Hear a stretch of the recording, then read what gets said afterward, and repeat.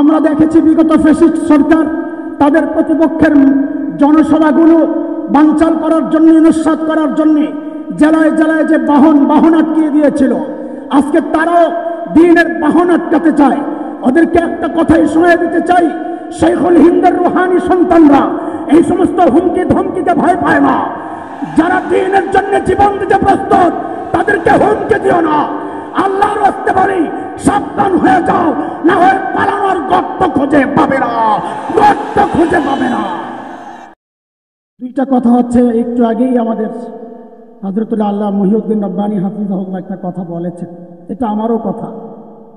সবাই শুধু একটাই বলে, আজকে তাঁতিরা যারা, তারাও প্রশাসনের কাছে গিয়ে বলেছে তারা বৈষম্যের শিকার। আমি তো বলি বৈষম্যের শিকার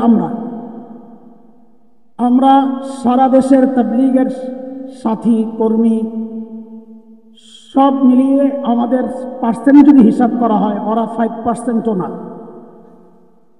100 ভাগের 5 ভাগ। সেই হিসেবে আমি মনে করি ইজতেমার মাঠের বন্টন ওই রকমই হওয়া দরকার ছিল, যে ওরা ইজতেমার মাঠে যাবে 20 বছর পরে একবার,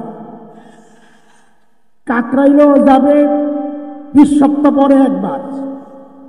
কিন্তু আমরা একটু সুযোগ দিয়ে দেখেছিলাম যে ওরা কি করে, দেখি যে না সমান সমান চায়। এটা এদেশের ভ্রষ্ট কিছু মানুষের একটা কথা, সমান অধিকার। ইসলাম কখনো সমান অধিকারকে সাপোর্ট করে না, ইসলাম সাপোর্ট করেছে ন্যায্য অধিকারের। আজকে সেই ন্যায্য অধিকারটাই আমরা চাই। ইজতেমার মাঠ আমাদের, কাকরাইল আমাদের, দাওয়াতে তাবলীগ আমাদের এই জায়গায় কাউকে ঢুকতে দেওয়া হবে না ইনশাআল্লাহ। ওয়ারাসাতুল আম্বিয়া, নবীর দ্বীনের ওয়ারিস যারা, সারা জীবন আমরা দেখেছি ইসলামের ইতিহাসে তারাই বাতিলের টার্গেট হয়েছে, কারণ তারাই হচ্ছে দ্বীনের বাহক। বাহনকে যদি আটকায়া দেওয়া যায়, আমরা দেখেছি বিগত ফ্যাসিস্ট সরকার তাদের প্রতিপক্ষের জনসভাগুলো বানচাল করার জন্য, নস্যাৎ করার জন্য জেলায় জেলায় যে বাহন আটকিয়ে দিয়েছিল, আজকে তারাও দ্বীনের বাহন আটকাতে চায়। ওদেরকে একটা কথাই শুনিয়ে দিতে চাই, শেখুল হিন্দের রুহানি সন্তানরা এই সমস্ত হুমকি ধমকিতে ভয় পায় না।